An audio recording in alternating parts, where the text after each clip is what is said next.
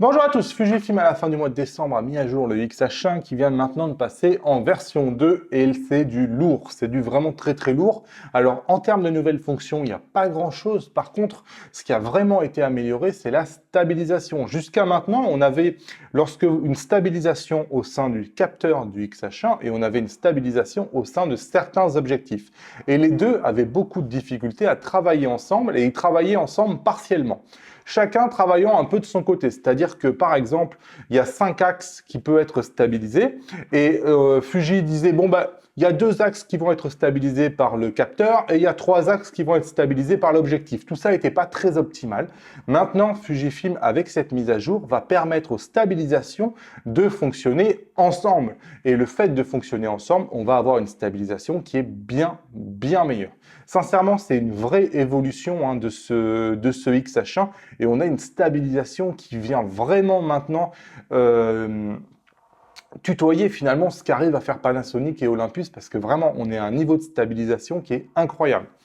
Je l'ai dit, mais franchement, c'est une vraie amélioration. Alors, il y a des objectifs qui, jusqu'à maintenant, bénéficiaient pas du tout du XH1. C'est eux, évidemment, qui ont le plus gros gain. Ces objectifs-là, c'est en priorité l'objectif de kit, le 18-55, que beaucoup de gens ont. C'est le 15-45, le XC 15-45, le XC 16-50 et le XC 50-230.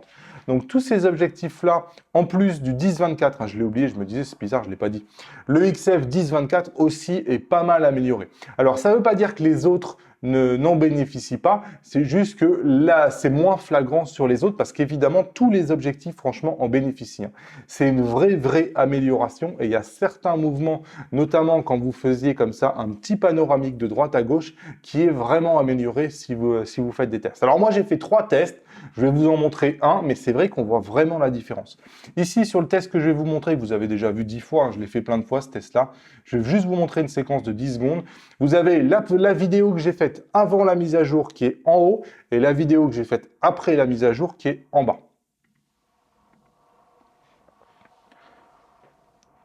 Et je trouve que ça bouge beaucoup moins en bas qu'en haut pour faire exactement les mêmes mouvements. Alors, je ne sais pas si vous l'avez bien vu, on va essayer de le revoir. Je vais me remettre à 10 secondes parce que c'est à peu près là que j'ai noté que c'était intéressant. Hop, bim.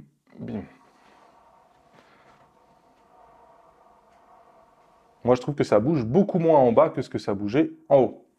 Bref, donc, grosse mise à jour de la stabilisation.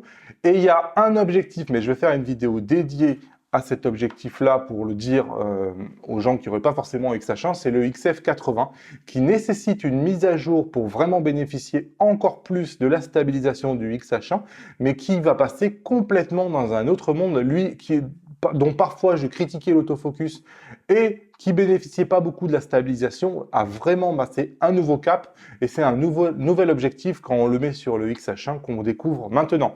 Donc je vous engage vraiment à mettre à jour vos XF80. En termes d'autres nouveautés sur ce XH1, on a la possibilité maintenant, si vous utilisez des cartes de plus de 32 Go, de pouvoir filmer en un seul fichier et de plus avoir des fichiers découpés en 4 Go. Donc si vous mettez des cartes de 32 Go ou moins, vous continuez à avoir ce découpage de vos fichiers vidéo en fichiers de 4 Go. Si vous mettez une carte supérieure à 32 Go, pensez à la formater et après l'avoir formatée, vous allez avoir un fichier vidéo qui fera vraiment toute la taille de votre fichier vidéo et plus des splits comme ça de petits fichiers de 4 Go.